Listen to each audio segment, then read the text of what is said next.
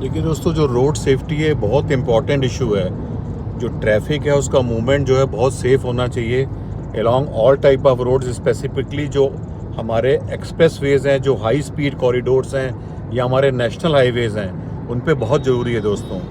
पर कहीं ना कहीं मुझे लगता है कि दोस्तों सरकार की पॉलिसीज़ हैं जो एक्सेस परमिशन वाली, या जो रोड सेफ्टी के मेजर्स हैं, या उसके लिए जो इनको मेजर्स अडॉप्ट करने चाहिए, जो इनको डिज़ाइन रोड्स के, या जो इनको और एलिमेंट्स हैं, रोड स्ट्रीट फर्नीचर्स हैं, उन सबको जो अडॉप्ट करना चाहिए, वहाँ दोस्तों मुझे लगता है कहीं ना कहीं गैप है।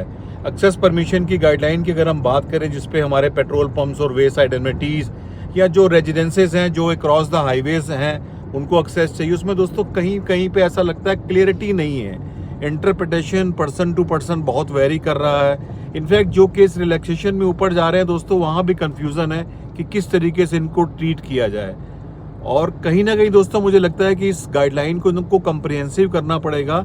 यहाँ मैं ये नहीं कह रहा कि इनको कहीं रोड सेफ्टी से कंप्रोमाइज़ करना है, बट इनको रोड सेफ्टी के नॉर्म्स ऐसे बनाने पड़ेंगे जिसको हम बार बार कहते हैं कि जो इजीली अंडरस्टूड हो और एक कॉमन आदमी भी समझे कि उसको रोड सेफ्टी के मेजर्स लेने हैं जब वो हाईवे से किसी भी रोड से एक्सेस लेता है। ये बहुत इंपॉर्टेंट इशू है दोस्तों, ये निगलेक्ट नहीं कर सकते।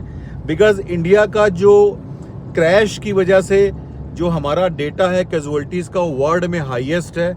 और मैं आपको बताऊं, जबकि हमारे जो क्रैशेस होते हैं, जो हमारे एक्सीडेंट्स होते हैं, वो हाईएस्ट नहीं है, बट हमारी कैजुअलिटीज़ हाईएस्ट हैं। तो कहीं ना कहीं पूरा जो सिस्टम है, जो हमारा एक्सीडेंट होने के बाद या क्रैशेस होने के बाद जो हमारा एक, देखिए दोस्तों, जब क्रैशेस होते हैं तो उसमें क्या इंपॉर्टेंट है? सबसे पहले इंपॉर्टेंट तो ड्राइवर है। ड्राइवर के बाद फिर रोड का सिस्टम है, वो कैसा है, उसका डिज़ाइनिंग है, उसकी मार्किंग्स है, उसके साइनेजेस हैं, और क्या रोड आपको जो है प्रॉपर तरीके से गाइड कर रही है कि नहीं कर रही, कहाँ नेविगेट करना है। उसके बाद आफ्टर क्रैशेस क्या है दोस्तों? आफ्टर क्रैशेस क्या है कि क्या किस तरीके से उसको रिजॉल्व किया गया, किस तरीके का सपोर्ट मिला आफ्टर क्रैश। तो ये 3-4 फैक्टर बहुत इंपॉर्टेंट है। यहाँ अगर हम फोकस कर दें, गाड़ियाँ बहुत इंपॉर्टेंट है, एक फैक्टर वो भी है कि आपका व्हीकल कैसा है, वो अनसेफ है, उसमें सेफ्टी मेजर्स पूरे हैं कि नहीं, सेंसर्स पूरे हैं कि नहीं। तो यहाँ पर अगर इन सब चीज़ों को हम कंप्रिहेंसिवली डील करें एक प्लेटफॉर्म पे, तो बहुत सारा मैटर रिजॉल्व हो सकता है और एक्सेस परमिशन के नॉर्म्स थोड़े ईज आउट हो सकते हैं। पर हाई स्पीड के साथ दोस्तों जहाँ भी कॉन्फ्लिक्ट होती है लो स्पीड या इंटरसेक्टिंग ट्रैफिक की, वहाँ हमें बहुत प्रॉपर स्ट्रिंजेंट मेजर्स लेने हैं, इसमें कोई कंप्रोमाइज़ नहीं है।